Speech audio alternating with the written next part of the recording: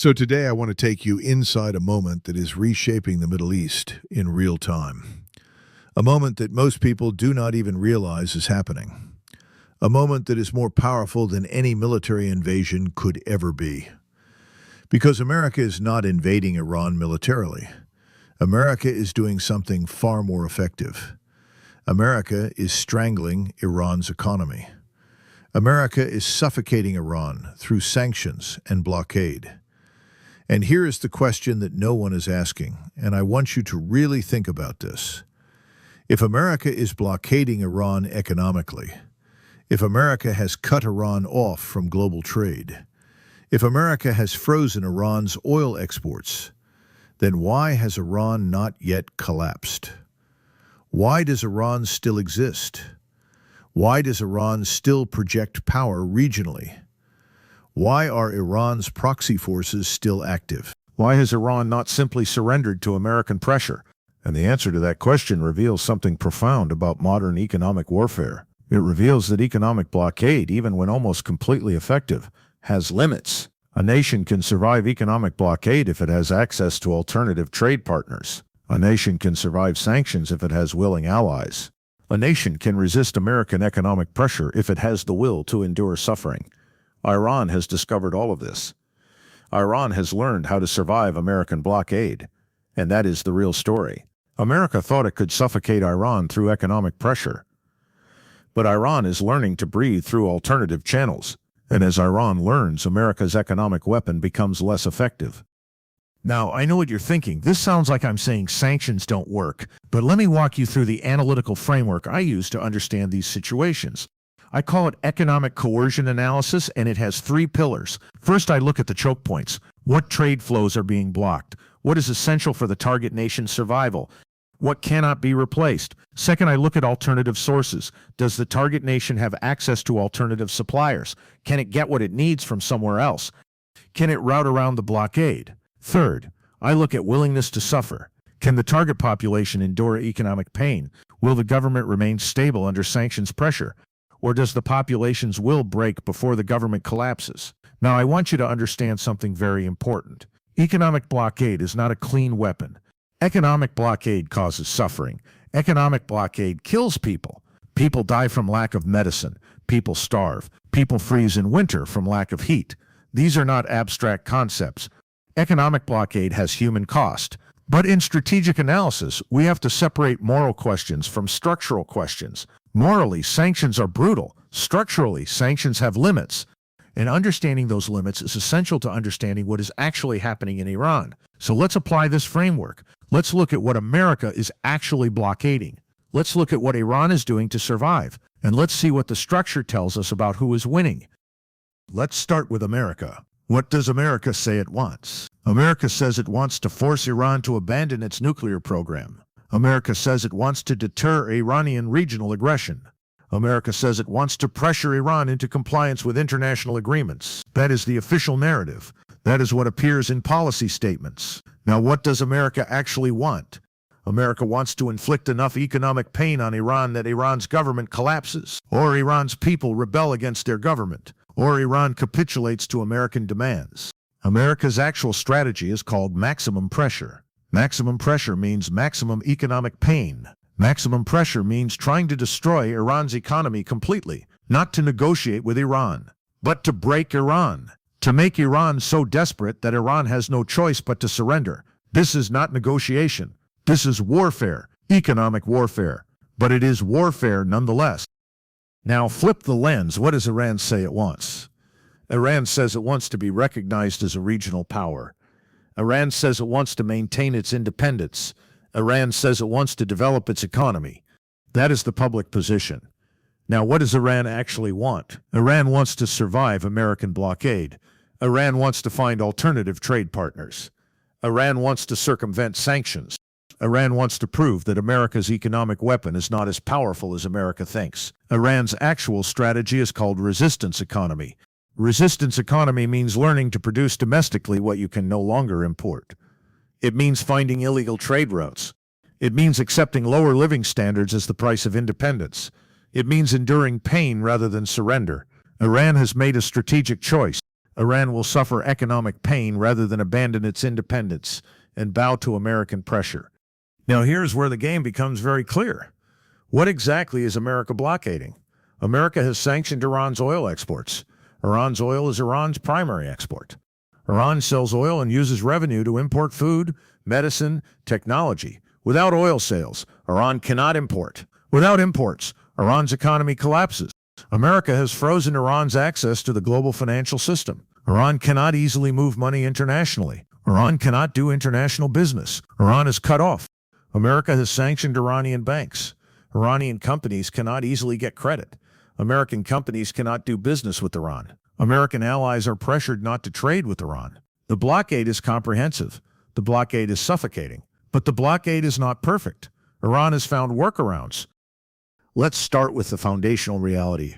Oil is Iran's economy.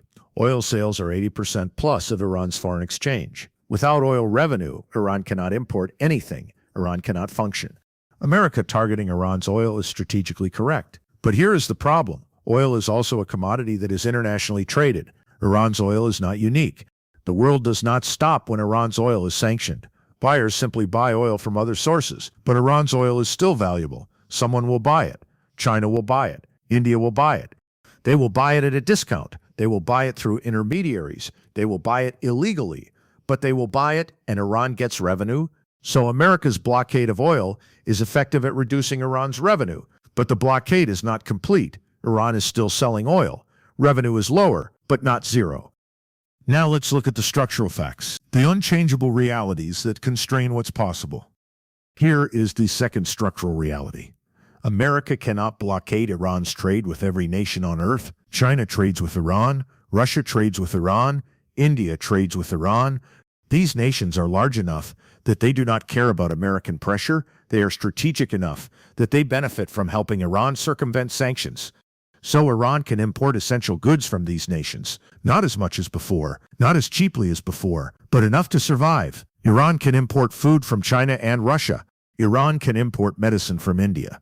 Iran can import technology from China. The blockade is leaky, and Iran knows how to work the leaks.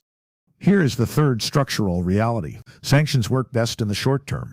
In the first year or two, sanctions cause chaos. But over time, the target nation adapts. The target nation finds workarounds. The target nation's economy restructures around the blockade. Sanctions become the new normal. People learn to live with less.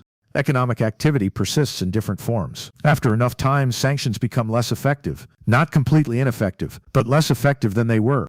Iran has now been under sanctions for more than a decade. Iran has adapted. Iran's economy is smaller than before, but it functions. Sanctions have diminishing returns. Here is the final structural reality. Economic blockade only works if the target population or government breaks under pressure. But if the target government has legitimacy, if the population believes in the cause, if there is no internal rebellion, then blockade cannot force surrender. It can cause suffering. It can reduce living standards, but it cannot force surrender. Iran's government still has legitimacy among many Iranians. Iranians still believe in national independence. There is no organized rebellion demanding surrender to America. So blockade cannot force Iran to surrender. Blockade can make Iran suffer, but blockade alone cannot break Iran. Now, let me tell you what America is actually doing with its economic blockade. And I want you to follow this carefully because it is a multi-layered strategy. Layer 1, oil sanctions and export blockade. On the first layer, America is blockading Iran's oil exports. America has sanctioned companies that buy Iranian oil. America has threatened secondary sanctions against anyone trading with Iran. America is trying to reduce Iran's oil exports to zero. This is the primary economic weapon. Oil revenue funds Iran's government. Without oil revenue, Iran cannot spend money on anything. This layer is the core blockade. Layer 2, financial system isolation. On the second layer, America is isolating Iran from the global financial system. America has sanctioned Iranian banks. America has pressured the international banking system to exclude Iran. Iran cannot easily move money globally. Iran cannot access international credit. Iran's companies cannot engage in international commerce without special procedures. This layer makes it hard for Iran to do business even with willing partners. Layer 3, technology and supply chain restrictions. On the third layer, America is restricting technology and supply chains. America has sanctioned Iranian companies in technology, aviation, automotive, and other sectors. American companies cannot trade with Iran. Companies importing American components cannot trade with Iran. This restricts Iran's access to modern technology. This limits Iran's industrial development. This layer constrains Iran's future growth. Layer 4. Pressure on third parties. On the fourth layer, America is pressuring third parties not to trade with Iran. America has threatened sanctions against any company trading significantly with Iran. America pressures allies to enforce sanctions. America uses economic leverage against nations that want to trade with Iran. This creates a fear effect. Many companies avoid Iran not because they must, but because they fear American sanctions. Layer 5. Psychological messaging. On the fifth layer, America is using psychological messaging. America is announcing that Iran's economy is collapsing. America is claiming that sanctions are destroying Iran. America is creating the narrative that Iran cannot survive. The goal is to create the impression that resistance is futile, that Iran has no future, that Iran should surrender. This layer is about breaking will through narrative. Now I want to present the opposing argument, because if I only argue one side, I am not being honest with you. The American argument is actually quite strong. Here it is. America's sanctions have crippled Iran's economy. Iran's oil exports have fallen dramatically. Iran's currency has collapsed. Iran's inflation is sky high. Iranians are suffering. This is pressure working. Sanctions are effective. Furthermore, America is correct that sanctions are preferable to military invasion. Sanctions cause pain, but avoid war. If sanctions force Iran to negotiate, that is preferable to war. Furthermore, sanctions have forced Iran into uncomfortable positions. Iran has to rely on China and Russia. Iran is dependent on these nations. This reduces Iran's independence. This is a strategic win. This is not empty argument. There is substance here. American sanctions have real effects. Iranian suffering is real. Iran's economy is damaged. But here is the critical flaw in the American argument. It assumes that suffering will force surrender. But nations with strong governments and nationalist populations do not surrender to suffering. They endure. They adapt. They find alternatives. The assumption that pain will break Iran's will has proven false. Iran has not surrendered. Iran has only become more self-reliant. Iran has only bonded more closely with alternative partners like China and Russia. The blockade has not broken Iran. The blockade has only forced Iran to become less Western dependent and more Eastern dependent. This is not an American victory. This is an American strategic failure. Now, let's look forward. What actually happens from this point? Because America's blockade is at a crossroads, and there are clear paths forward. Path 1, blockade becomes permanent feature, 50% probability. In this scenario, America maintains sanctions indefinitely. Iran learns to live permanently under blockade. Iran's economy restructures around the blockade reality. Iran becomes increasingly self-reliant. Iran becomes increasingly dependent on China and Russia. Iran's living standards remain lower than before, but Iran survives. The blockade is permanent. But the blockade fails to achieve its goal because Iran does not surrender. This is status quo indefinitely. Path 2, blockade is lifted in exchange for concessions. 30% probability. In this scenario, America negotiates with Iran. America offers to lift some sanctions in exchange for Iranian concessions on nuclear program or regional behavior. Iran accepts the deal. Sanctions are reduced. Iran's economy recovers partially. Trade resumes partially. This is a negotiated solution. America gets something. Iran gets something. Both sides declare partial victory. Path 3, blockade intensifies, then leads to military conflict, 20% probability. In this scenario, America escalates the blockade further. America tries to reduce Iran's oil exports to zero. Iran retaliates. Iran blocks shipping. Regional conflict escalates. Military confrontation becomes possible. War emerges from economic pressure. My assessment, or einfeld, sei vektorstoik. I assess that path 1 is most likely. America will maintain sanctions. Iran will continue to adapt and survive. The blockade will persist as permanent feature of international relations. The blockade will fail to achieve its goal of forcing Iranian surrender. But America will continue it anyway because the alternative negotiation is politically difficult. So, to summarize what I have shown you, America's economic blockade of Iran is real. The blockade is suffocating. The blockade is causing suffering, but the blockade has not broken Iran, and the blockade is unlikely to break Iran in the future. Because Iran has found alternatives. Iran has learned to survive. Iran has become less dependent on Western trade and more dependent on Eastern trade. The blockade was supposed to isolate Iran. Instead, the blockade has driven Iran into the arms of China and Russia. The blockade was supposed to force Iran to surrender. Instead, the blockade has reinforced Iran's determination to remain independent. The blockade was supposed to prevent Iran's regional power.